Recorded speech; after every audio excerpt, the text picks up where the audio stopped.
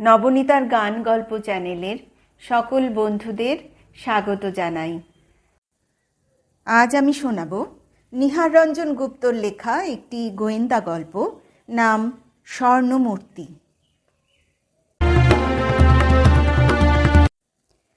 সংবাদটা এতই অপ্রত্যাশিত ও আকস্মিক যে জমিদার শিবশঙ্কর চৌধুরী একেবারে স্তম্ভিত হয়ে গেলেন।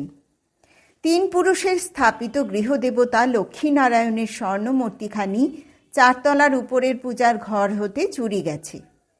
প্রথমটায় তিনি বুঝেই উঠতে পারছিলেন না কি করবেন, একেবারে দিশাহারা হয়ে পড়েছেন।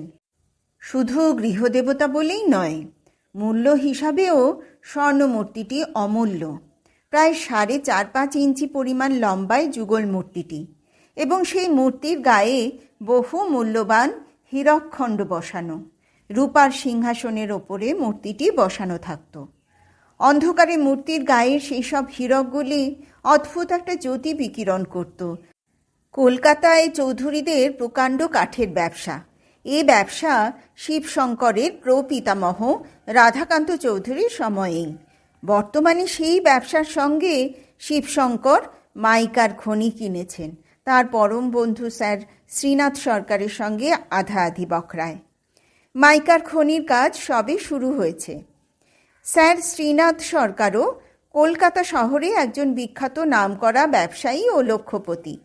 কয়েক বছর আগে তিনি সরকারি খেতাব পেয়েছেন।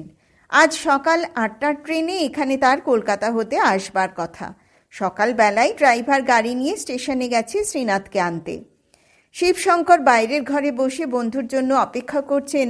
এমন সময় তার মা তাকে জরুরি কাজের জন্য ডেকে পাঠালেন। অন্দরমহলে এসে মায়ের খোঁজ করতে শুনলেন মা ওপরে পূজার ঘরেই আছেন। শিবশঙ্কর দেখলেন পূজা ঘরের খোলা দরজাটার সামনে দেওয়ালে হেলান দিয়ে মা দাঁড়িয়ে আছেন, আর তার নিমিলিত 2 চোখের কোল বেয়ে অজস্র ধারায় অশ্রু গড়িয়ে পড়ছে। স্তম্ভিত শিবশঙ্কর আর একটু এগিয়ে এলেন। এ কি হয়েছে মা, কাঁদছো কেন? পূজা ঘরে গৃহদেবতা নেই। সে কি?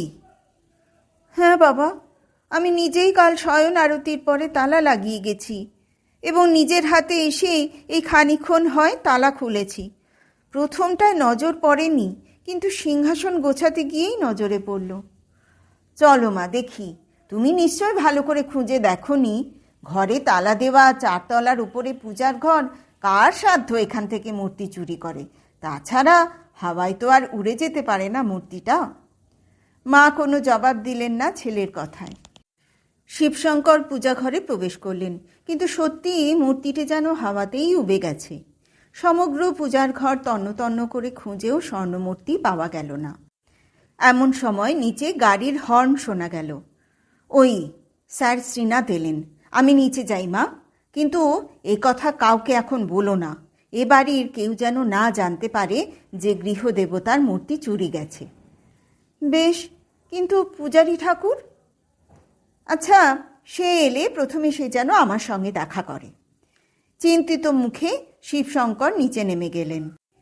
চৌধুরী বাড়িতে শ্রীনাথ সরকার আগেও এসেছেন। চৌধুরীদের সঙ্গে আজ প্রায় বছর খানেক অত্যন্ত ঘনিষ্ঠতা হয়েছে, ব্যবসা সূত্রেই আলাপ। স্যার শ্রীনাথের বয়স প্রায় 50-এর কোঠায় গিয়ে পৌঁছেছে। বয়সের অনুপাতে শরীরের কোথাও আজ পর্যন্ত এতটুকু ভাঙন ধরেনি। অত্যন্ত আমোদে হাসি খুশি মানুষ। একটা দামি আরাম কেদারায় গা এলিয়ে স্যার শ্রীনাথ মোটা বর্মা চুরুট টানছিলেন। শিবশঙ্কর এসে ঘরে প্রবেশ করলেন। নমস্কার স্যার শ্রীনাথ। নমস্কার। তারপর গাড়িতে কোনো কষ্ট হয়নি তো? এত দেরি হলো যে, শেষ রাত্রে গাড়িতে আসেননি? না, বেলা 8টার গাড়িতে এসেছি। আরামেই আসা গেছে। কিন্তু আপনার মুখ অত শুকনো দেখছি কেন মিস্টার চৌধুরী? কোনো অসুখ বিসুখ করেনি তো? শিবশঙ্কর মৃদু হাসলেন। চা আনাতে বলি? বেশ তো। শিবশঙ্কর ভৃত্যকে ডেকে চা আনতে আদেশ দিলেন। কিন্তু আপনার মুখ দেখে মনে হচ্ছে মিস্টার চৌধুরী, নিশ্চয়ই আপনার শরীর সুস্থ নয়। শিবশঙ্করের চোখ দুটি ছলছলিয়ে এলো। কি হয়েছে মিস্টার চৌধুরী? কোনো বিপদ? বিপদ। আপনার যদি কোনো আপত্তি না থাকে মিস্টার চৌধুরী, আমাকে বন্ধু ভেবেই সব খুলে বলুন। ব্যবসা সম্বন্ধে কথাবার্তা না হয় আরেক সময়ই বলা যাবে। শিবশঙ্কর মুহূর্ত কি যেন ভাবলেন, তারপর ঈষৎ চাপা স্বরে বললেন, আমার সর্বনাশ হয়ে গেছে স্যার শ্রীনাথ। স্যার শ্রীনাথ চমকে সপ্রশ্ন দৃষ্টিতে শিবশঙ্করের দিকে তাকালেন। শিবশঙ্কর তখন একটু একটু করে আগের সব ঘটনা খুলে বললেন। সর্বনাশ! আপনার সেই হীরকখচিত সোনার লক্ষ্মীনারায়ণ মূর্তি, কিন্তু আপনি ভালো করে খোঁজ করে দেখেছেন তো? তালা চাবি বন্ধ 4 তলার উপর হতে দেবতার বিগ্রহ চুরি, এ যে একদম অ্যাবসার্ড বলেই মনে হচ্ছে। আমি একবার আপনার সঙ্গে গিয়ে পূজা ঘরটি দেখতে পারি কি? নিশ্চয়ই, আসুন। সমস্ত দেখে শুনে শ্রীনাথ আরও আশ্চর্য হলেন। এ যেন ভোজবাজি, কিছুতেই বিশ্বাস করতে মন চায় না। দুজনে আবার নিচের বাইরের ঘরে ফিরে এলেন। আপনি কি কিছু এই সম্পর্কে ভেবেছেন? শ্রীনাথ জিজ্ঞেস করলেন। না, আমি কিছু ভেবে উঠতেই পারছি না। আর কে কে এই বাড়ির মধ্যে এই ব্যাপার জানে? আমার মা ও আমি ভিন্ন, একমাত্র আপনি ছাড়া আর চতুর্থ ব্যক্তি কেউই এই সম্পর্কে কিছু জানে না। বেশ, বলবেনও না কাউকে।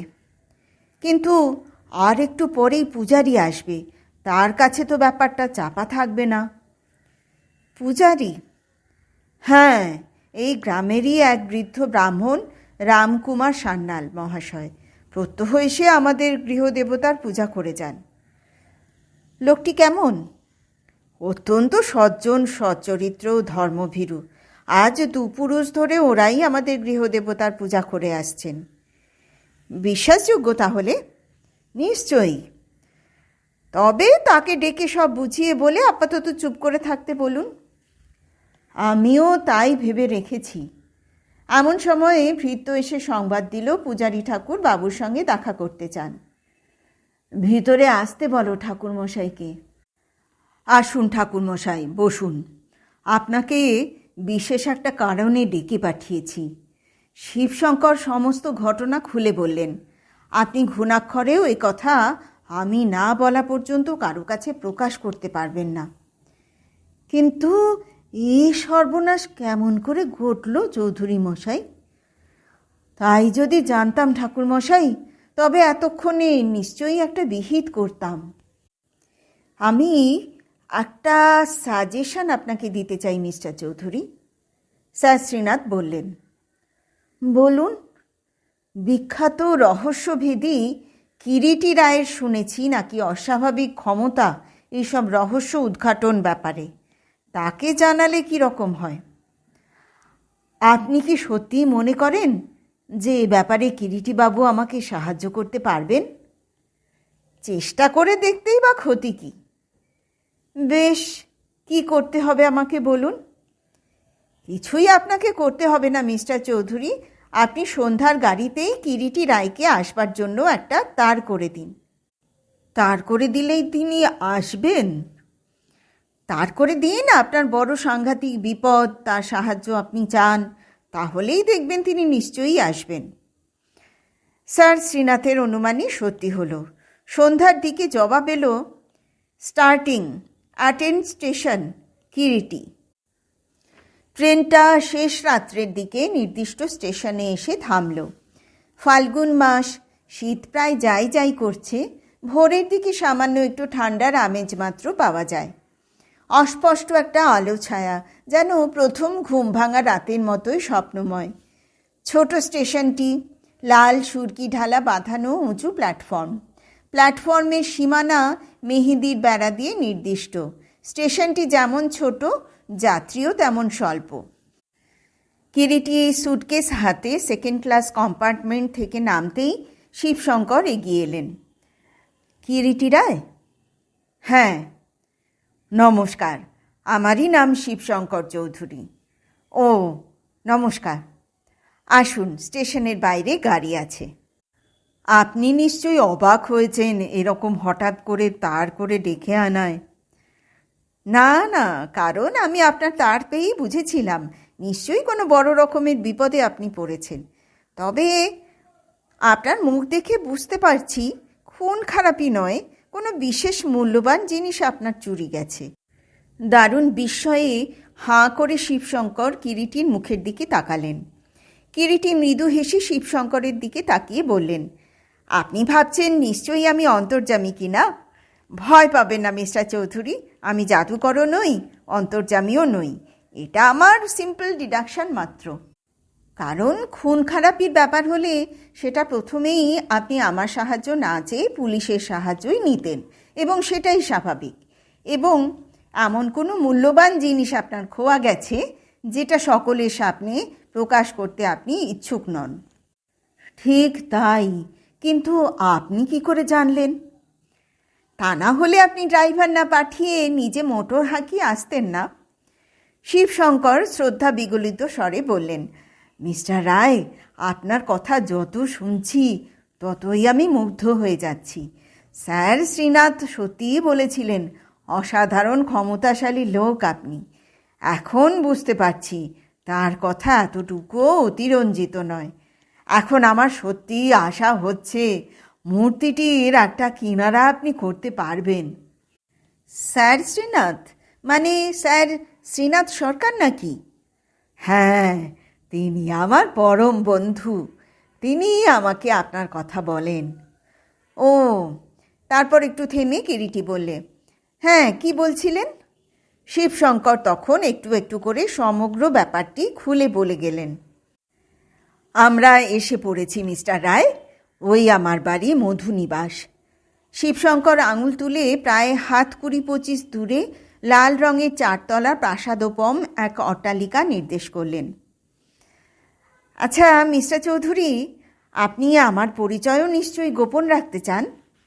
আমার মনে হয় সেটাই বোধহয় ভালো হবে। আপনার যখন তাই ইচ্ছে তাই হবে। যে পরিচয় আপনি আমার দিতে চান তাই দিতে পারেন। বেশ, তবে আপনার আসল নামই থাকবে। কেবল কেন এসেছেন ও আপনার আসল পরিচয় কি তা কাউকে জানানো হবে না। গেটের মধ্যে এসে গাড়ি প্রবেশ করলো। গাড়ি বারান্দার নিচে গাড়ি থামিয়ে দুজনে গাড়ি থেকে নামতেই শিবশঙ্করের সেক্রেটারি ও ম্যানেজার শ্রীকণ্ঠবাবুর সঙ্গে দেখা হলো। শ্রীকণ্ঠ সপ্রশ্ন দৃষ্টিতে মনিবের দিকে একবার ও কিরিটির দিকে আর একবার তাকালেন।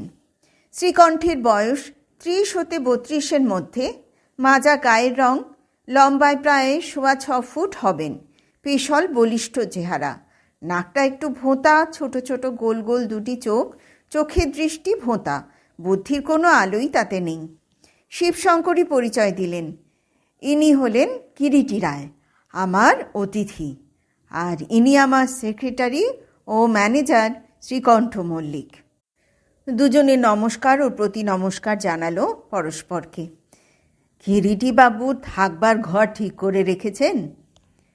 হ্যাঁ, দোতলায় দাদাবাবুর ঘরের পাশেই যে ঘরটা আছে, মাঝে মাঝে দাদাবাবুর বন্ধুবান্ধবেরা এসে থাকেন, সেই ঘরটায় কিরিটিবাবুর থাকবার ব্যবস্থা হয়েছে। বেশ, আসুন কিরিটিবাবু, আপনাকে একেবারে ঘরে পৌঁছে দিই। এখন হাত মুখ ধুয়ে আগে চা জলখাবার খান, পরে বিশ্রামের পর কথাবার্তা হবে। কিঞ্চিত জলযোগ ও চা পানের পর কিরিটি শিবশঙ্করের সঙ্গে গল্প করছিল। শিবশঙ্করের বাড়ির ছোটোখাটো একটা পরিচয় কিরিটি পেয়েছে। শিবশঙ্করেরা 2 ভাই, শিবশঙ্কর ও মণিশঙ্কর। শিবশঙ্কর বড়, মণিশঙ্কর শিবশঙ্করের চাইতে 15 বছরের ছোট। শিবশঙ্কর বেশিরভাগ সময়ই গ্রামেই থাকেন, তবে ব্যবসা সংক্রান্ত কাজে প্রায়ই তাকে কলকাতায় যেতে হয়। কলকাতার ব্যবসা মণিশঙ্করই দেখাশোনা করেন, কিন্তু দাদার পরামর্শ ও উপদেশ ব্যতীত কোনো কাজই তিনি করেন না। শিবশঙ্করের 2 ছেলে, দীনশঙ্কর ও দ্বিজশঙ্কর। দীনশঙ্কর বড়, দ্বিজশঙ্কর ছোট। মণিশঙ্কর এখনও বিবাহ করেননি। দীনশঙ্করের বয়স 25-এর কাছাকাছি, অর্থশাস্ত্রে কলকাতা বিশ্ববিদ্যালয়ে MA পড়ছেন। দ্বিজশঙ্কর গ্রামের স্কুলে ম্যাট্রিক ক্লাসে পড়ে। দীনশঙ্কর ও দ্বিজশঙ্করের মা বহুদিন হলো গত হয়েছেন। শিবশঙ্কর আর বিবাহ করেননি। সংসারে স্ত্রীলোকের মধ্যে শিবশঙ্করের বৃদ্ধা জননী হরসুন্দরী দেবী। এছাড়া শিবশঙ্করের বিধবা বোনের ছেলে সত্যেনও ওই বাড়িতেই থাকে। সত্যেন মামা বাড়িতেই মানুষ। সে বর্তমানে MA ল পাশ করে বাড়িতেই বসে সাহিত্য চর্চা করে। তার ইচ্ছা বিলাতে গিয়ে ব্যারিস্টার হয়ে আসে, কিন্তু শিবশঙ্কর তাতে রাজি নন। শিবশঙ্করের ধারণা অন্যরকম। বুদ্ধি ও অধ্যবসায় থাকলে দেশে থেকেই উন্নতি করা যায়। এছাড়া আছেন সেক্রেটারি কাম ম্যানেজার শ্রীকণ্ঠ মল্লিক, আর সেরেস্তায় কাজ করেন অমেয়বাবু ও জীবনবাবু। ভৃত্যদের মধ্যে বহুদিনকার পুরাতন ভৃত্য শ্যামু দীনশঙ্করদের কোলে পিঠে করে মানুষ করেছে। এ বাড়ির একজনের মধ্যেই সে এখন গণ্য। আরও 4-5টি ভৃত্য আছে, ঠাকুর, সোফার মালি, ক্লিনার, ঝি ইত্যাদি। আগেই বলা হয়েছে জমিদার বাটি মধুনিবাস প্রাসাদ তুল্য, 4 তলা। গ্রামের বহু দূর থেকেও লাল রঙের জমিদার বাড়ি পথিকের দৃষ্টি আকর্ষণ করে। 4 তলার ওপরে অবশ্য একখানি মাত্রই ঘর, ঠাকুর ঘর বা গৃহদেবতা লক্ষ্মীনারায়ণের পূজার ঘর। ত্রিতলে ও দ্বিতলে 8টি ঘর। বাড়ির সামনে প্রকাণ্ড দেশি বিলাতি ফুলের একখানি বাগান। বাগানের মধ্যখানে লাল সুরকি ঢালা পায়ে চলার পথ।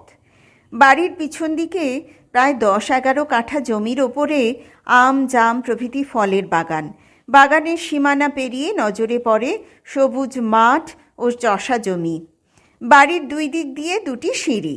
একটি সিঁড়ি বরাবর 4 তলা পর্যন্ত গেছে, অন্যটি 3 তলায় গিয়ে শেষ হয়েছে। মোট কথা 4 তলার উপরে ঠাকুর ঘরে যাবার একটি মাত্র সিঁড়ি। কিরিটি খুব ভালো করে ঘুরে ঘুরে দেখলে 4 তলার উপরে ঠাকুর ঘরে যাবার ওই সিঁড়ি ভিন্ন আর কোনো উপায় নেই, ওইটি একমাত্র পথ। ঠাকুর ঘরে যাবার মধ্যে শিবশঙ্করের বৃদ্ধা জননী ও পূজারী ব্রাহ্মণ রামকুমার সান্যাল। মাঝে মাঝে শিবশঙ্কর যান বটে, তবে 7-8 দিন ওইদিকে মোটেই যাননি। কিরিটি শিবশঙ্করের জননীর সঙ্গে কথা বলছিলেন। শিবশঙ্করের জননী হরসুন্দরী দেবীর বয়স 60-এর ঊর্ধ্বে। সুখের শরীরে জরা এখনও তেমন করে বিস্তার লাভ করতে পারেনি বটে, কিন্তু চোখের দৃষ্টি ক্ষীণ হয়ে এসেছে। চোখে পুরু লেন্সের সোনার ফ্রেমে চশমা। চশমা কি আপনি সর্বদাই ব্যবহার করেন? কিরিটি প্রশ্ন করে। হ্যাঁ বাবা, বুড়ো হয়েছি, চশমা খুললে কিছুই যে দেখতে পাই না।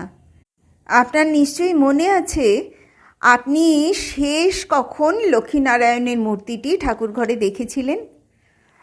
আজ শনিবার, পরশু বৃহস্পতিবার রাত্রি 9টায় সন্ধ্যারতির পর ঠাকুরমশাই চলে যান, আর তারও ঘণ্টাখানেক পর পর্যন্ত আমি ঠাকুরঘরে ছিলাম। আপনার ছেলে মিস্টার চৌধুরীর কাছে শুনলাম ঠাকুর ঘরে কেউই বড় একটা প্রবেশ করে না, আপনি ঠাকুরমশাই ও আপনার ছেলে ব্যতীত। হ্যাঁ বাবা, তার কারণ আমার স্বামী বলতেন দেহ মনে শুচি না হয়ে দেবতার মন্দিরে প্রবেশ করলে দেবতা ক্ষুণ্ণ হন। লক্ষ্মীনারায়ণ আমাদের বাস্তু দেবতা, জাগ্রত ছিলেন। শেষের দিকে শিবশঙ্করের জননীর কণ্ঠস্বর যেন কান্নায় বুঝে আসে। কাঁদবেন না মা, আমি কিরিটি আপনাকে বলছি, আপনার লক্ষ্মীনারায়ণকে নিশ্চয়ই খুঁজে বার করব। ভগবান তোমার ভালো করবেন বাবা। আপনি ঠিক জানেন সে রাত্রে সন্ধ্যারতির পর লক্ষ্মীনারায়ণের মূর্তি আপনি সিংহাসনের ওপরে দেখেছিলেন? হ্যাঁ বাবা, আমি পূজার ঘর হতে আসবার আগেও দেখেছি, মূর্তি সিংহাসনের ওপরই আছে। পূজার ঘর খালি রেখে আপনি কোথাও যাননি তো? রাত্রি তখন বোধ করি 9টা কি 9:30 হবে। আমি পূজার নৈবেদ্যগুলো একপাশে সরিয়ে রাখছিলাম, এমন সময় কে যেন বাইরে ডাকলে মা বলে। ভাবলাম হয়তো শিবই ডাকছে, কেননা ওই রকম মাঝে মাঝে পূজার সময় আমার কাছে কোনো প্রয়োজন হলে শিবু পূজার ঘরের বাইরে দাঁড়িয়ে আমার সঙ্গে কথা বলতো। বাইরে এসে দেখি কেউ সেখানে নেই। শিবশঙ্কর জননীর কথা শুনতে শুনতে কিরিটির চোখের তারা দুটো উজ্জ্বল হয়ে ওঠে। উদ্গ্রীব হয়ে ও সোজা হয়ে ও বলে, তারপর? ভাবলাম হয়তো আমারই শুনবার ভুল। আপনি পরে সে কথা আপনার ছেলেকে জিজ্ঞাসা করেছিলেন? হ্যাঁ বাবা, কিন্তু সে বললে সে নাকি ওই সময় নিচে ছিল। আপনার ঠাকুর ঘরে একবার আমি গিয়ে দেখতে পারি? চলো। 4 তলায় পূজার ঘরখানি বেশ প্রশস্ত। চকচকে মসৃণ কালো মার্বেল পাথরে বাঁধানো মেঝে। ঘরের একদিকে সুদৃশ্য রৌপ্য নির্মিত চাকচিক্যময় সিংহাসনের উপরে মখমলের গদি। ঠাকুর ঘরের প্রবেশদ্বারটি যথেষ্ট মজবুত। ভারী সেগুন কাঠের প্রথম দরজা, দ্বিতীয় কাঠের দরজার ফ্রেমে মোটা মোটা লোহার শিক বসানো। ঘরের দুদিকে দেওয়ালে 2টি জানলা, তাতেও মোটা মোটা লোহার মজবুত শিক বসানো। কিরিটি ভালো করে জানলা পথে উঁকি দিয়ে দেখল বাইরে হতে জানলার নাগাল পাওয়া একেবারেই অসম্ভব। কিরিটি ভালো করে জানলার শিকগুলো পরীক্ষা করে দেখতে লাগলো। যে জানলাটি বাড়ির দক্ষিণ দিকে, সেই জানলা পথে নিচের দিকে তাকালে দেখা যায় বাড়ির নিচের ফলের বাগান। কতদিন আগে শেষ ঠাকুরঘরের জানলায় রং দেওয়া হয়েছে? প্রতি মাসেই একবার করে দেওয়া হয় বাবা। কিরিটি আর একবার জানলার শিকগুলো পরীক্ষা করল। দক্ষিণ দিকের জানালা থেকে ঠাকুর ঘরের সিংহাসন হাত 5 দূরে মাত্র। ঠাকুর ঘরের এক কোণে ঠিক দরজার ডান পাশে বড় বড় 2টি মাটির জালা। কিরিটি মাটির জালা দুটোর দিকে অঙ্গুলি নির্দেশ করে প্রশ্ন করল, ওই জালা 2টি কিসের জন্যে? ওতে গঙ্গা জল রাখা হয় বাবা। অগঙ্গার দেশ, গঙ্গা জল তো পাওয়া যায় না এখানে, তাই মাসে 2 বার করে কলকাতা হতে গঙ্গা জল আনিয়ে ওতে জমা করে রাখা হয়। ঠাকুর ঘরে ঢুকবার ঠিক মুখেই দরজার পাশে কতগুলো পুরাতন বড় বড় কাঠের বাক্স স্তূপ করা আছে। আর একটা কথা, আপনি সে রাত্রে মা বলে ডাক শুনবার পর এ ঘরে এসে আর কতক্ষণ ছিলেন? তা প্রায় আধ ঘন্টা হবে। কিরিটি বাগানের মধ্যে ঘুরে ঘুরে 1 ঘন্টা প্রায় কাটিয়ে দিল। তারপর নিজের নির্দিষ্ট ঘরে এসে একটা বই খুলে বসল। ঘরের বাইরে জুতোর শব্দ পাওয়া গেল। একটু পরেই শিবশঙ্কর ও স্যার শ্রীনাথ সরকার এসে ঘরে প্রবেশ করলেন। কিরিটি মুখ তুলে তাকালো। কিরিটিবাবু, এর সঙ্গে আপনার পরিচয় নেই। আমাদের ব্যবসার অংশীদার মিলিয়নিয়ার স্যার শ্রীনাথ সরকার। নমস্কার। হ্যাঁ, ওর নাম আমি শুনেছি, স্বনামধন্য ব্যক্তি। স্যার শ্রীনাথই আপনার কথা আমাকে বলেন, ওরই পরামর্শে আপনাকে ডেকেছি। ও, আপনার অদ্ভুত কীর্তিকলাপের কথা অনেক আগেই আমি শুনেছি মিস্টার রায়। কেন যেন আমার কেবলই মনে হচ্ছিল এই ব্যাপারে একমাত্র আপনিই আমার বন্ধু মিস্টার চৌধুরীকে সাহায্য করতে পারেন। কিরিটি মৃদু মৃদু হাসতে লাগলো। তারপর স্মিতভাবে বললে, ধন্যবাদ। স্যার শ্রীনাথ বললেন, মিস্টার চৌধুরীর কাছেই সব আপনি হয়তো শুনেছেন মিস্টার রায়। ব্যাপারটা কিছু বুঝতে পারলেন কি? একেবারে কিছুই যে বুঝতে পারিনি তা বললে সত্যের অপলাপই করা হবে স্যার শ্রীনাথ। সব দেখে শুনে এটুকুই শুধু বুঝতে পেরেছি, কেমন করে কিভাবে ঠাকুর ঘর থেকে মূর্তিটা চুরি গেছে। হ্যাঁ, বুঝতে পেরেছেন? তাহলে কথাও নিশ্চয় বুঝতে পেরেছেন কে চুরি করেছে। না, তা যদি বুঝতে পেরে থাকবো তাহলে এতক্ষণে তো মূর্তিটাকে তার কাছ থেকে উদ্ধার করবারও একটা চেষ্টা করতে পারতাম। আপনি যে চোরকে ধরতে পারবেন সে আশা আমার আছে মিস্টার রায়। সেই জন্যই চৌধুরীকে বলেছিলাম আপনার উপরে তদন্তের ভার দিতে। যতটুকু সূত্র আমি পেয়েছি তাতে পরিষ্কার বোঝা যায় চোর শিকারী বিড়ালের মতো অত্যন্ত ক্ষিপ্র অথচ লঘু পদসঞ্চারী, এবং সে আগে হতেই খুব ভালোভাবেই জানতো মূর্তিটি কোথায় কিভাবে আছে। এ বাড়ির অনেক কিছুই তার নখদর্পণে। শুধু তাই নয়, এটাও তার ভালো করেই জানা ছিল যে কখন কত রাত্রে ঠাকুর ঘরের দরজা তালাবন্ধ হয়, ঠাকুর ঘরে কার কার প্রবেশাধিকার আছে, এবং কখন ঠাকুর ঘরে গেলে অন্যের অলক্ষ্যে সেখানে প্রবেশ করা সহজ হবে। 2 দিন পরে বিকেলের ট্রেনে শিবশঙ্করের ভাগ্নে সত্যেনবাবু কলকাতা থেকে এলেন। বিশেষ একটা কাজে শিবশঙ্কর দিন 4 আগে তাকে কলকাতায় পাঠিয়েছিলেন। ঘরের মধ্যে বসে কিরিটি ও শিবশঙ্কর কথাবার্তা বলছিলেন।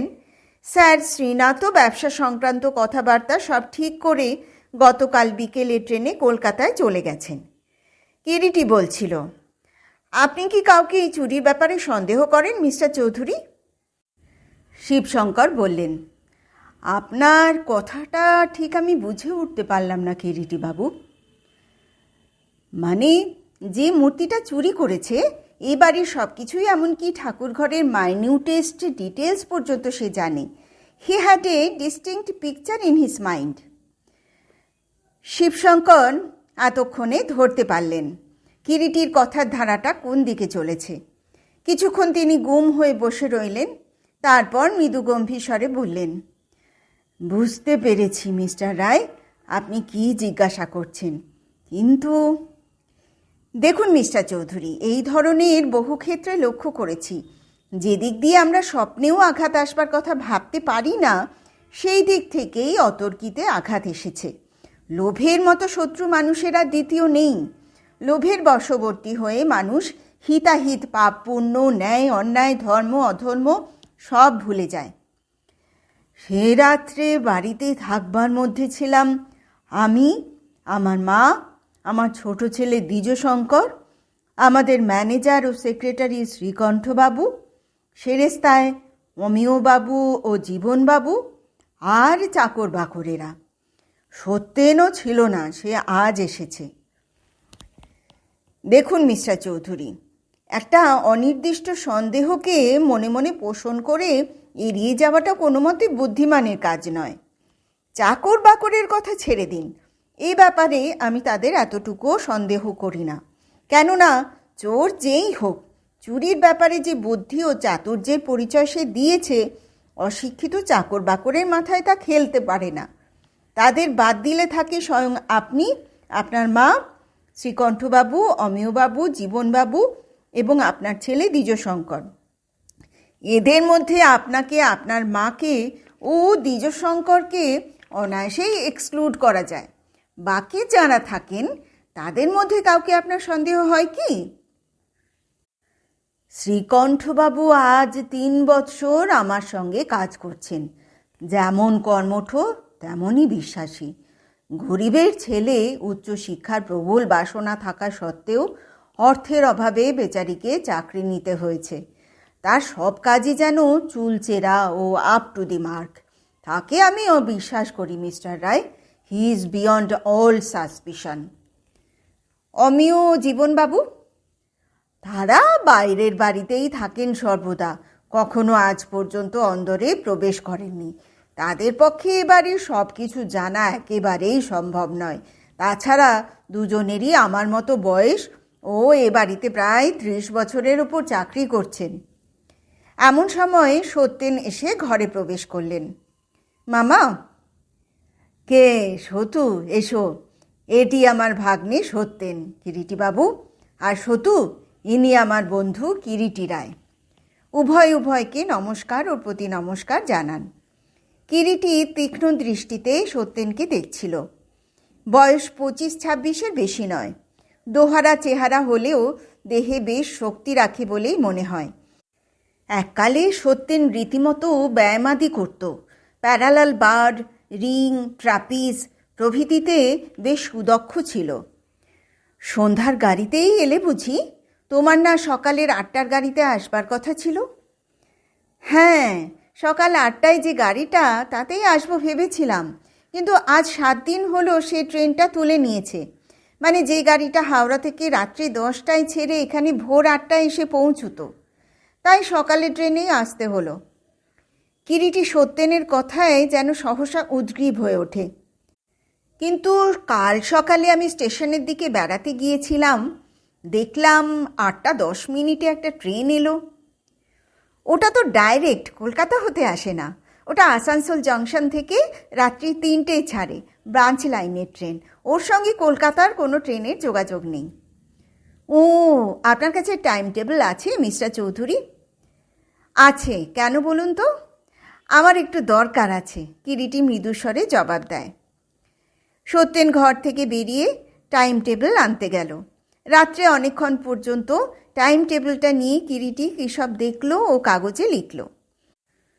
পরের দিন খুব ভোরে বাইরের বাড়িতে, যেখানে সরকার, দারোয়ান ও অন্যান্য চাকররা থাকে, সেই দিকের ঘরে গিয়ে ঢুকল এবং দুপুরের দিকে বিশেষ জরুরি কাজ আছে বলে দিন দুয়েকের জন্য সে কলকাতায় চলে গেল।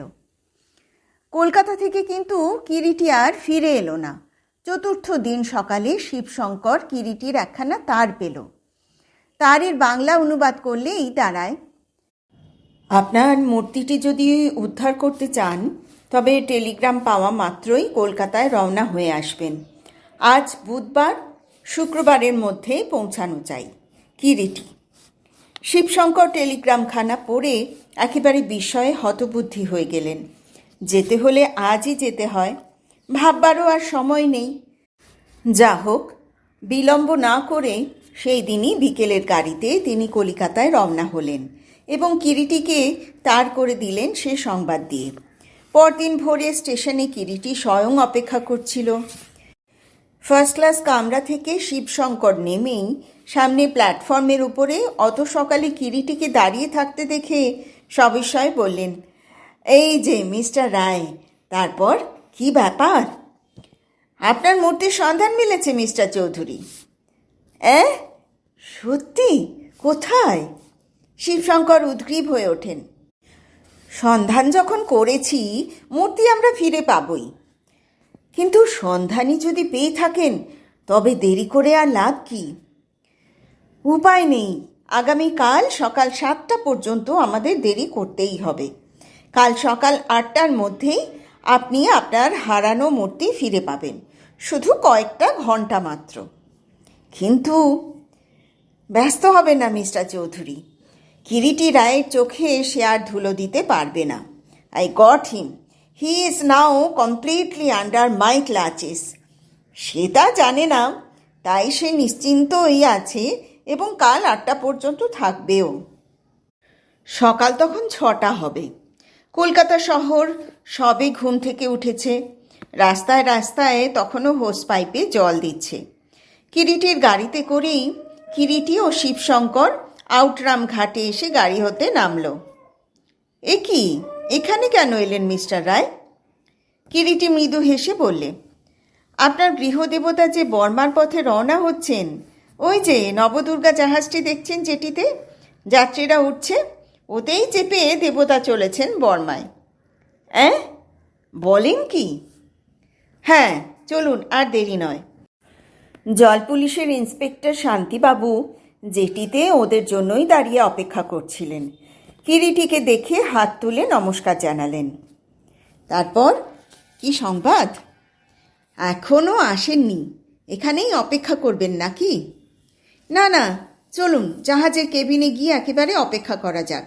We must give him A surprise visit, he will be shocked. বেশ, চলুন। সকলে জাহাজের সিঁড়ি বেয়ে উঠে গেলেন জাহাজে। অসংখ্য যাত্রীর কোলাহলে স্থানটি তখন মুখরিত। কেবিনের মধ্যে 3 জন অপেক্ষা করতে লাগলেন। জাহাজ ছাড়বে বেলা 8:30টায়, কেননা এই সময়ে নাকি জোয়ার আসবে। প্রায় 7:30টার সময় হঠাৎ কেবিনের দরজাটি খুলে গেল এবং কুলির মাথায় একটা হোলডল ও একটা সুটকেস নিয়ে কেবিনে প্রবেশ করলেন স্বয়ং স্যার শ্রীনাথ সরকার।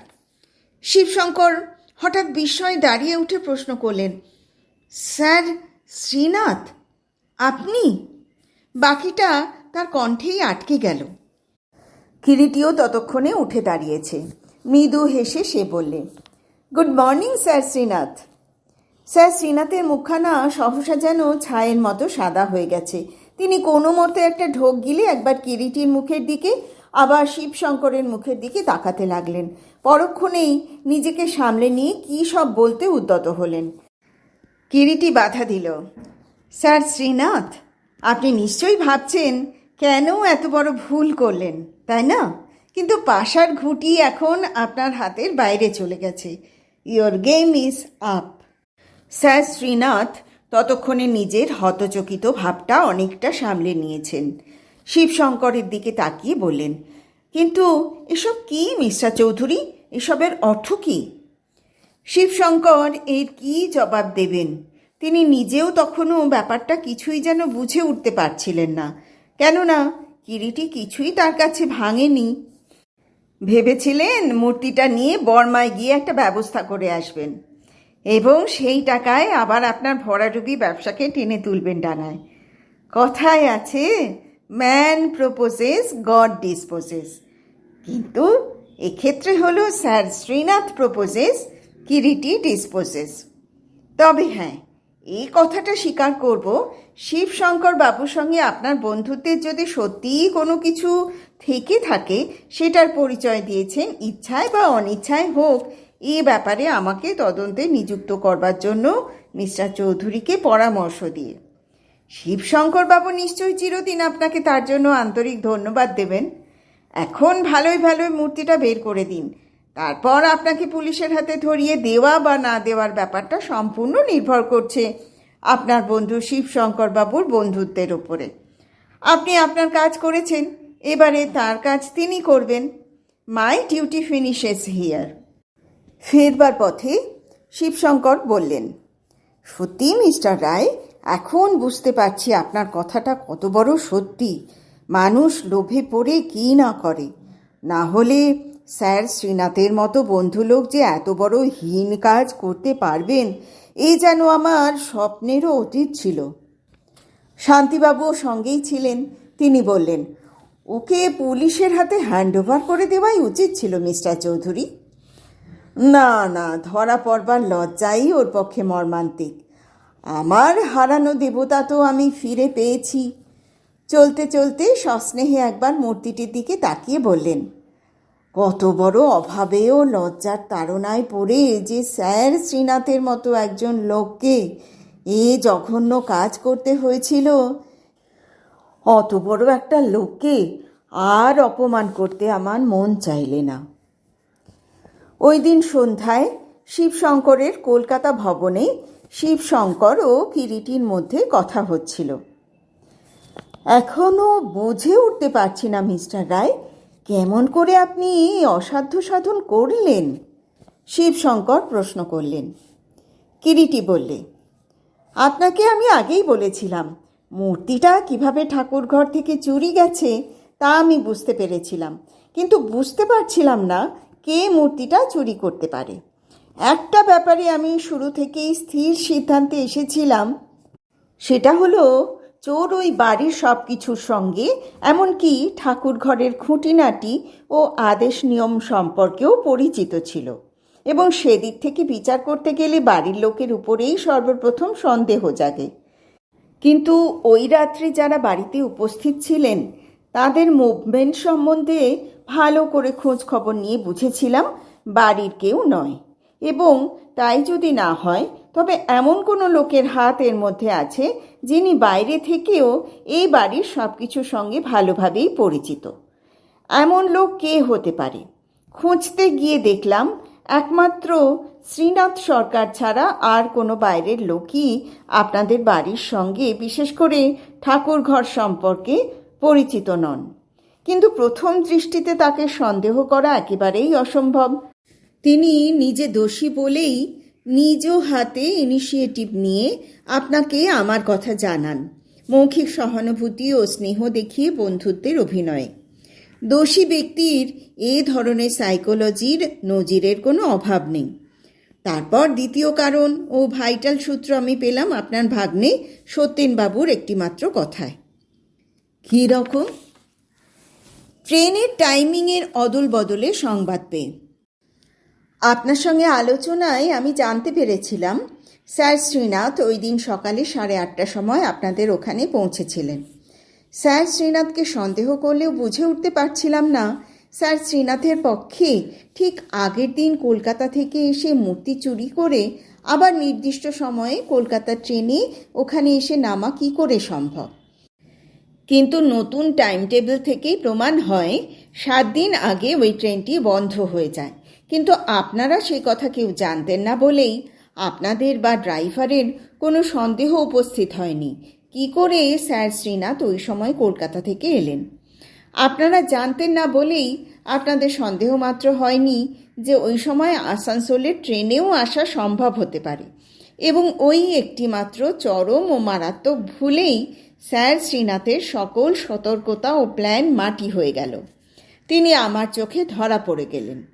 ট্রেনের টাইমিংয়ের অদল বদল জানতে পেরেই আমি স্থির সিদ্ধান্তে আসি। আপনার সোফারকেও প্রশ্ন করে আমি জানতে পারি সকাল 8:30টার ট্রেনেই স্যার শ্রীনাথ এসেছিলেন। এরপর আমি কলকাতায় চলে গেলাম স্যার শ্রীনাথের ভালোভাবে খোঁজ খবর নিতে। ওনার অ্যাটর্নি মিত্র বসুকে খুঁজে বের করতে আমার দেরি হয়নি। তার মুখেই শুনলাম ইদানিং বছরখানেক শেয়ার মার্কেটে খেলে স্যার শ্রীনাথের অবস্থা ভয়ঙ্কর হয়ে দাঁড়িয়েছে, বাজারে প্রভূত দেনা, এবং সেখানে সংবাদও পাই তিনি বর্মায় চলেছেন কি এক বিশেষ কাজে। আমার সমস্ত সন্দেহের অবসান হলো। আমি জল বিভাগের পুলিশ শান্তিবাবুকে সব সংবাদ দিয়ে আপনাকে তাড় করলাম। তারপরের ব্যাপার তো আপনি সবই জানেন। কিন্তু কি করে যে তিনি মূর্তিটা চুরি করলেন সেটা যে এখনো আমার কাছে মিস্ট্রি হয়েই রইল। হ্যাঁ, সেই কথাই এবারে বলবো। আপনার ঠাকুর ঘর দেখতে গিয়ে দুটো জিনিস আমার দৃষ্টি আকর্ষণ করে। একটা ঠাকুর ঘরের মধ্যে বড় বড় দুটি জলের জালা, আর দ্বিতীয়ত ঠাকুর ঘরের দক্ষিণ দিকের জানলার শিকে একটা দাগ। কোনো মোটা কাছি যেন ওই জানলার শিকে জড়ানো হয়েছিল। বুঝতে পারলাম কেউ অন্যের অলক্ষ্যে ঠাকুর ঘরে প্রবেশ করে একটা মোটা কাছি বা ওই জাতীয় কিছু জানলা দিয়ে ভিতর থেকে বাইরের দিকে ঝুলিয়ে দিয়েছিল। বাড়ির সেদিকে নিচে ঘন আমবাগান। রাত্রের অন্ধকারে কেউ ওই দড়ি বেয়ে উঠে জানলা পথে কিছু দিয়ে সিংহাসনের ওপর থেকে মূর্তিটা চুরি অনায়াসেই করতে পারে। এখন কথা হচ্ছে, তাই যদি হয় তবে নিশ্চয়ই কেউ সবার অলক্ষ্যে ঠাকুর ঘরে দড়ি ঝোলাবার জন্য প্রবেশ করেছিল। কিন্তু সেটা সম্ভব হলো কি করে? তখন আপনার মার কথায় সে সন্দেহ আমার টুটে গেল। ওই দিন রাত্রে আপনার মা ঠাকুরের শয়ন আরতির পর যখন ঠাকুর ঘরে অন্য কাজে ব্যস্ত, তখন কেউ তাকে মা বলে ডাকে। আপনার মা ভাবেন সে আপনিও সে কথা আপনার মার কাছে পরে শুনেছেন। নিঃসন্দেহে আপনার মা ঠাকুর ঘর থেকে বের হয়ে আসেন। আপনার মার চোখের দৃষ্টি খুবই ক্ষীণ, তাই আবার রাত্রিটা ছিল অন্ধকার। আপনার মা যখন ঠাকুর ঘর থেকে বের হয়ে আসেন, সেই অবসরে ক্ষিপ্র লঘুপদে চোর ঠাকুর ঘরে প্রবেশ করে, জানলা পথে দড়িটা ঝুলিয়ে দিয়ে চটপট জলের জালাগুলোর পাশে লুকিয়ে আত্মগোপন করে। আপনার মা ডাক শুনে বাইরে গিয়ে আবার ভিতরে ফিরে আসতে একটু দেরি হওয়া স্বাভাবিক, কেননা কাউকে তিনি বাইরে না দেখতে পেয়ে নিশ্চয়ই অপেক্ষা করছিলেন।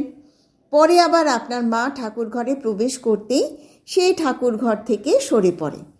একটা কথা সকলেরই মনে হতে পারে, চোর যখন ঠাকুর ঘরে প্রবেশ করেছিলই, তখন ওই সময়েই মূর্তিটা চুরি না করে এত কারসাজি করতে গেল কেন? আমার মনে হয় তার এক্সপ্লানেশন দুটি আছে। প্রথমত, ওই সময় সে মূর্তি চুরি করলে আপনার মার নজরে পড়বার খুব বেশি সম্ভাবনা ছিল, এবং যদি তিনি দেখতেন মূর্তি নেই, তখন একটা শোরগোল হওয়া স্বাভাবিক। পরে নির্বিঘ্নে দড়ি বেয়ে উঠে তালাবন্ধ ঘর থেকে মূর্তি চুরি করতে পারলে সহজে বাইরের লোকের উপরে সন্দেহ পড়তে পারবে না ভেবেই হয়তো চোর ওই পথ নিয়েছিল, যদিও ওইভাবে চুরি করাটা একান্ত রিস্কি ছিল। আমার মনে হয় সন্ধ্যার ট্রেনে স্যার শ্রীনাথ ছদ্মবেশে ওখানে যান এবং পরে মূর্তিটা চুরি করে রাত্রি 12টায় আসানসোল ফিরে যাবার ট্রেনে উঠে বসেন। আসানসোলের আপ ও ডাউন ট্রেন দুটি মাঝের একটা স্টেশনে ভোর 5টায় মিট করে। সেইখানে ট্রেন বদল করে 8:30টার ট্রেনে স্যার শ্রীনাথ ওখানে গিয়ে পৌঁছান। উনি যখন আপনার ওখানে যান, মূর্তিটি সঙ্গেই ছিল। কিরিটি যেদিন ডাকযোগে শিবশঙ্কর বাবুর কাছ থেকে একখানি চেক পেল, সেই দিনই দৈনিকে বড় বড় হরফে প্রকাশিত হলো, চলন্ত বোম্বে মেল থেকে লাফিয়ে পড়ে বিখ্যাত ব্যবসায়ী ও লক্ষপতি স্যার শ্রীনাথ সরকার আত্মহত্যা করেছেন। মৃত্যুর কারণ রহস্যাবৃত। শেষ হলো গল্প স্বর্ণমূর্তি।